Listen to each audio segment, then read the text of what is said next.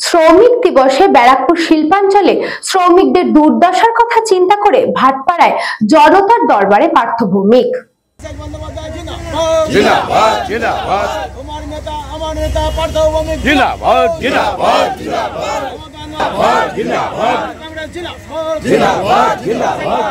আজ শ্রমিক দিবস। ব্যারাকপুর শিল্পাঞ্চল জুড়ে শ্রমিক মহল্লার দুর্দশার কথা চিন্তা করে ভাটপাড়ায় জনতা দরবার অনুষ্ঠিত হয়েছিল। আর সেখানে উপস্থিত ছিলেন ব্যারাকপুরের সাংসদ পার্থ ভৌমিক। এছাড়াও ছিলেন ভাটপাড়া পৌরসভার ভাইস চেয়ারম্যান দেবজ্যোতি ঘোষ, প্রাক্তন পৌর প্রশাসক গোপাল রাউত, তৃণমূল নেতা অমিত গুপ্তা ও অন্যান্য নেতাকর্মীরা। বর্তমান পরিস্থিতিতে দাঁড়িয়ে ভাটপাড়া বিধানসভা নিজেদের দলে নিতে পারেনি তৃণমূল। সব দিক বিচার করে মাঝে মধ্যেই ভাটপাড়া এই জনতা দরবার করছেন তৃণমূল সাংসদ। আজ কাটাডাঙ্গা সম্মেলনীর সামনে জনতার দরবারে সাংসদের সামনেই একরাশ ক্ষোভ উগরে দিলেন স্থানীয় বাসিন্দারা।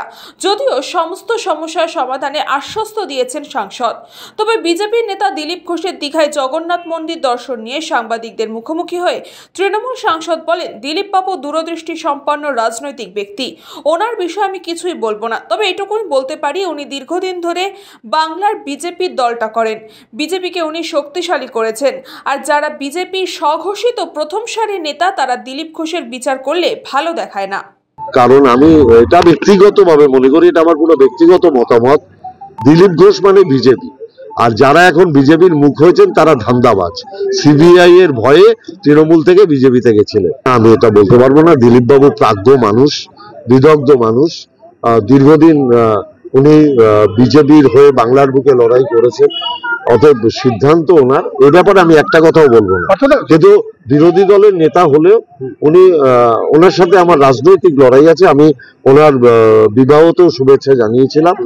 আমি এটুকু বুঝি ন্যূনতম শালীনতাবোধ ওনার মধ্যে আছে, কিন্তু বিজেপির এখন যারা মুখ হিসাবে নিজেদের পরিগণিত করতে চাইছে তাদের অ্যাকচুয়ালি রাঁচির পাগলাগারদে যাওয়া উচিত। ব্যুরো রিপোর্ট, নিউজ পঙ্গ টাইম।